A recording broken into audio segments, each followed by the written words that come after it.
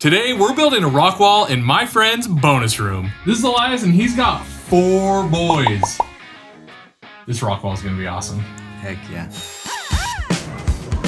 You excited about the rock wall? Yes, I am very excited. Such an excited face. Dang, Mr. Moneybags right there. It's all gone. The staircase in Elias's house is super tight, so we decided to load the wood straight through the window. It was a little sketchy and I definitely don't recommend it, but it worked out just fine for us.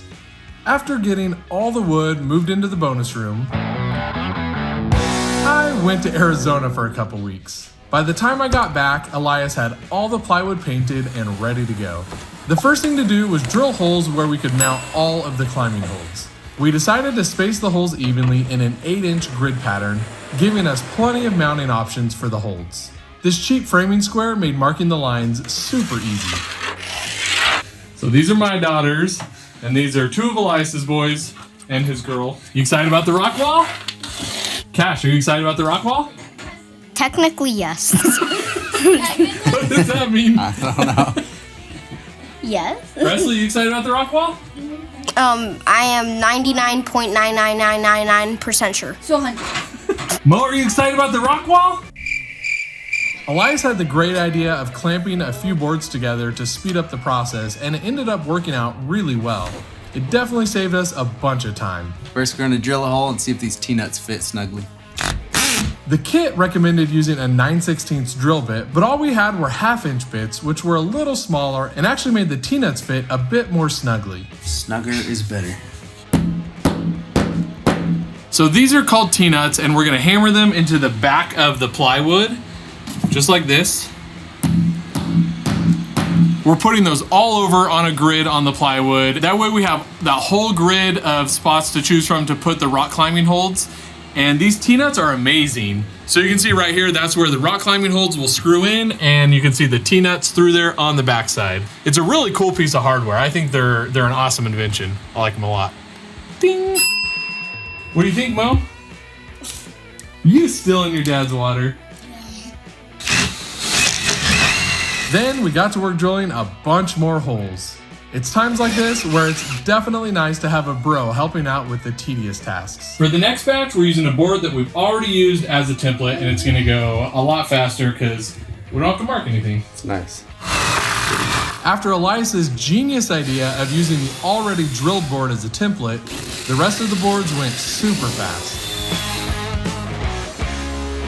We got all the holes drilled in the plywood. Next step is measuring and cutting all the 2x4s for the framing along the walls. Okay, the actual next step was removing the light. Then measuring, cutting, and installing the 2x4s. Oh my gosh. This is a high quality 2x4s you get for $8 a piece. Despite the overpriced 2x4s not exactly meeting our expectations, we got the other 2 boards installed with no issues.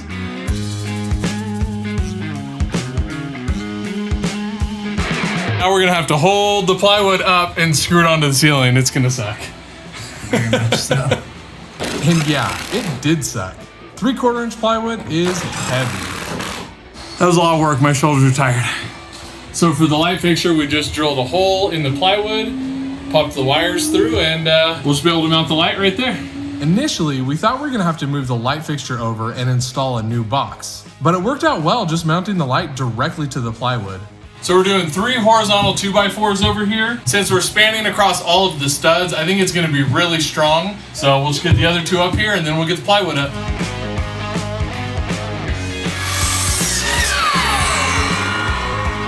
Let's see if it fits. Oh, bada bing, baby. That'll work with the hammer. See?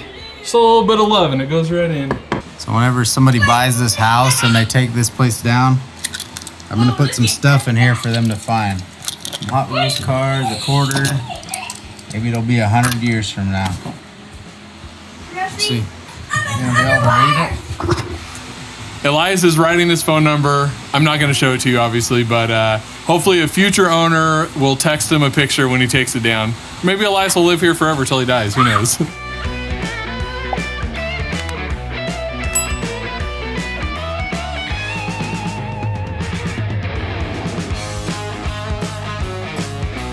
After getting the lower panel installed, we moved up to the angled part of the wall. We were trying to plan ahead as best we could to get the panels all lined up as nicely as possible. But the 40-year-old house had other plans. So the more boards we put up, no matter how much good prep work we've done, we're realizing the house is super not square, because over here, we're flush down there, we're flush up on the edge, but got a massive gap. So I think we're just gonna paint it gray and call it good. Good enough. We were super unsure about this board because we had to cut it at an angle. Plus we had to do this cut at a 45. And you know what?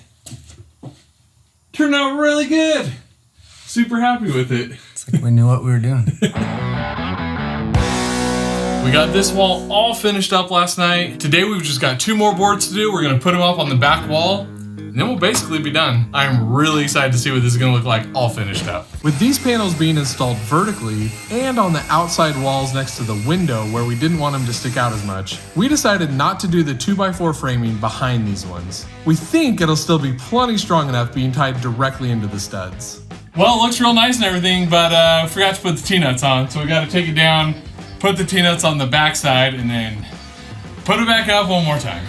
Elias bought some electrical box extenders to allow us to push the electrical outlets out flush with the new plywood surface.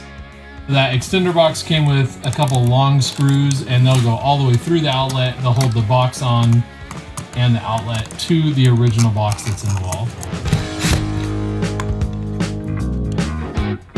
We're gonna do that same thing one more time. Elias is already working on the electrical outlet. Let's just get it done real quick. And it's that easy. We got it up, got the outlet put in, no issues. First time going everything, right, Elias? Yeah. Not one single issue.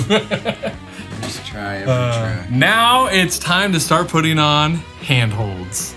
Honestly, Elias and I didn't really know what we were doing here. Elias had done a little bit of research on how to place the climbing holds, but for the most part, we were trying to make it easy enough for the kids to climb without making it so easy that it wouldn't be fun for them. In the end, it turned out pretty good. So after we finished putting up the handholds, Elias got the trim installed and painted, and it looks amazing. Really finishes off this outer edge.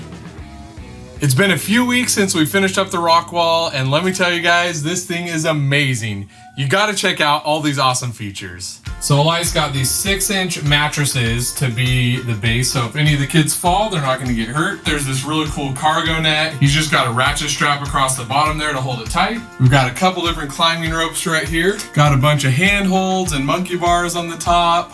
That rope ball, some rope monkey bars, a ton of stuff for the kids to have fun with. And he ended up needing to order one more pack of the colorful handholds because we ran out on this side and didn't quite have enough to fill up the wall. And just in case you guys are wondering, it's plenty strong to hold all the kids because Elias weighs at least like 300 pounds.